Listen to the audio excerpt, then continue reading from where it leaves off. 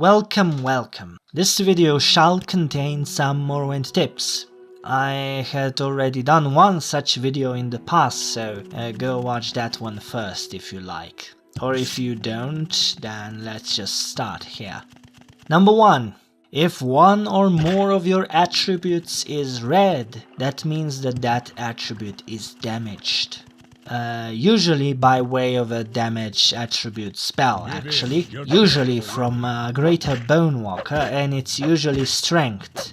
You can correct that by using a divine or tribunal shrine. Just donate, click the option Restore Attributes or MCV Restoration. Now for divine shrines, there is basically just one type of divine shrines, but for tribunal shrines what you're looking for is a shrine of the tribunal, which is usually bigger than the shrines of saints, but the shrine of saint realms also works. Most of the others, or maybe all of the others, don't. They don't have that option, though they still have the cure disease and all that stuff.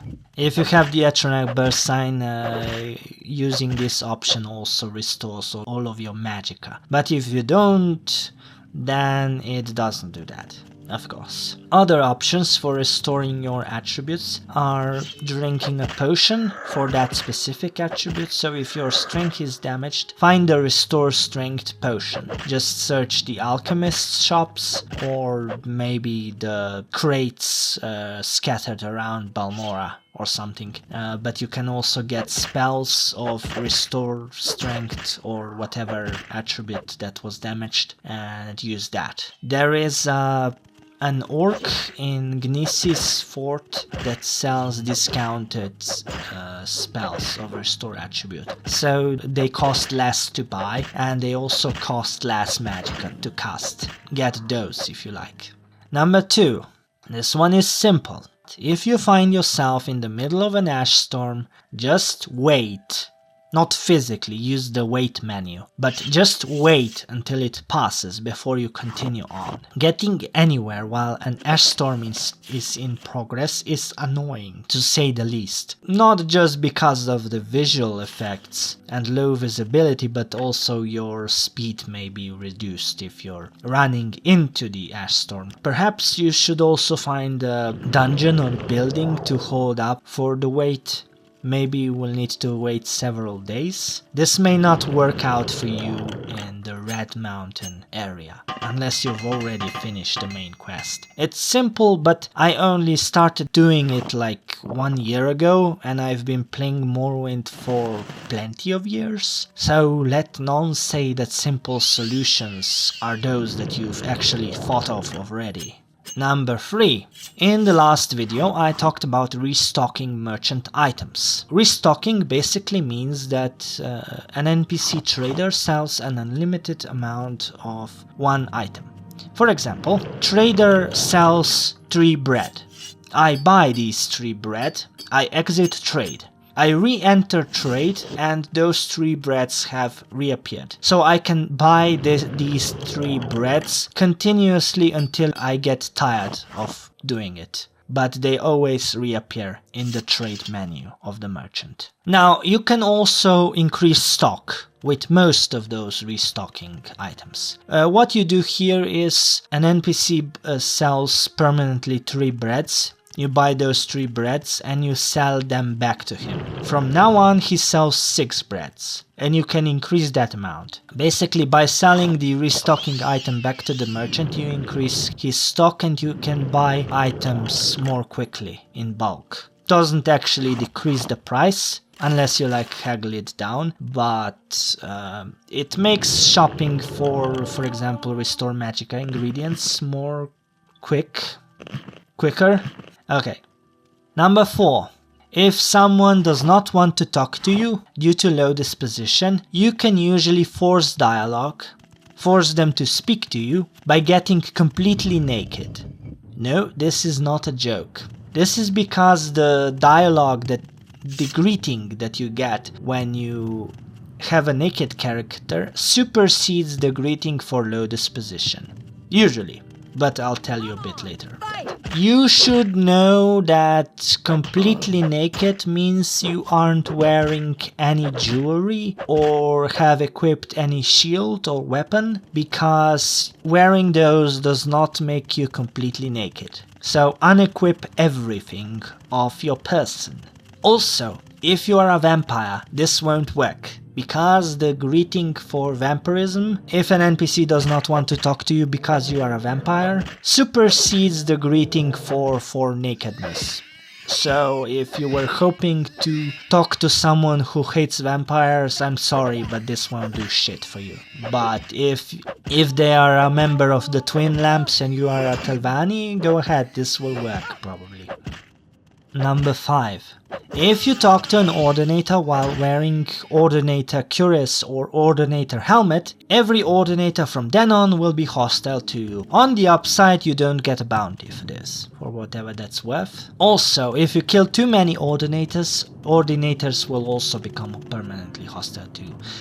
Some people like this state of affairs because they want to farm Indoril cuirasses and other armor parts, but if you want to have a peaceful trip to Vivek, or you are low level and you don't feel you can reliably defeat an Ordinator, maybe don't do this. Number 6. If you steal an item, all items of that type will from now on be considered stolen. That's because of how stolen items work in Morrowind. In Oblivion and Skyrim you have a different state of affairs. Basically stolen items are marked by a red handprint. In this game that's not the case, but instead, for example, if you have 10 breads but you stole one of them, all 10 breads are now considered stolen. And if a guard arrests you and you choose either go to jail or pay bounty, the guard will confiscate all 10 of your breads. If you steal an iron dagger from an NPC and then try to sell them back a different iron dagger, the NPC will still get pissed because from now on they think that every iron dagger in the game belongs to them. So watch out. Goes for other items as well, such as Grand Soul Gems from that NPC up the upper floor of the Mages Guild that you are probably going to steal from at some point. Number 7. There is a heavily damaged glass dagger for sale somewhere in Saran. Because it is damaged, it's cheap. You can repair it for a not unreasonable sum and sell it for a much greater price, or just use it yourself. It's better than the starting dagger, at least, if you are actually using that. There are other such daggers for sale elsewhere, for example somewhere in Vivek, which is a very broad area to look in, so maybe try Saran first. And there are also random expensive pieces of equipment all around Morrowind, in places that don't even require any or at least much fighting. This isn't Oblivion or Skyrim where everything is leveled. Here you can find a godly artifact at level 1 if you've went the right way. Number 8. Most merchants won't buy skooma or moon sugar, but you can still sell those. You just have to find the right merchant. And the right merchant is a Khajiit. All Khajiit buy skooma or moon sugar, if they buy that specific type of items. Skooma is classified as a potion and moon sugar is classified as an ingredient. I'll just tell you for Balmora. In Balmora you have Revere and you have Ajira. Both buy skooma and moon sugar, I think. Number 9. Don't ignore scrolls. Why? Because scrolls can make up the difference for your low skill level. Basically, you can find scrolls with really high level effects at the start of the game. Open 40 to 60 points, teleportation scrolls, different damage type scrolls, Windwalker scrolls, summon Golden Saint can be found, or summon something else. Basically, If you're in a situation where you're not confident in facing enemies, or you're going on a dangerous quest, or a quest you at least think will be dangerous because there's a dungeon or whatever involved, go look at your enchanter's inventory.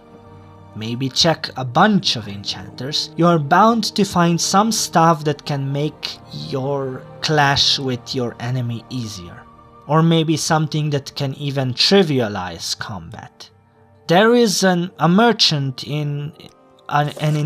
merchant in Morrowind that sells Golden Saint scrolls, and every enchanter merchant also has a chance of selling those at the start of the game. So don't underestimate scrolls. They can make up for low skill of your character. They can make up for your low magicka. They don't need any skill or magicka to cast. You can gain a companion, whatever. Don't underestimate them. And number 10. If your bounty is 5,000 or more, gods will from now on want you dead.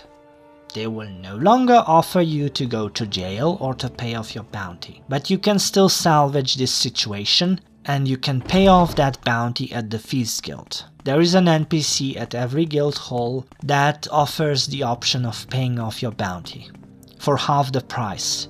Of course, if you did the codebook quest, this may no longer be available to you, because doing the codebook quest and not joining the Thieves Guild during it gets you barred from the Thieves Guild. But you still have two options. One is a quest by Larius Varo at Moonmoth Fort, which is the fort near Balmora. He wants you to buy some Kamonatong thugs, and when you return to him, he will pay off your bounty in full. And the other is an NPC called Achnasi in Pelagiat, but you have to be a male to do her quest. Basically, at some point she wants you to steal something, and when you return she pays off your bounty as well. So those are two other options, but I'm not sure if you can start those quests with a high bounty.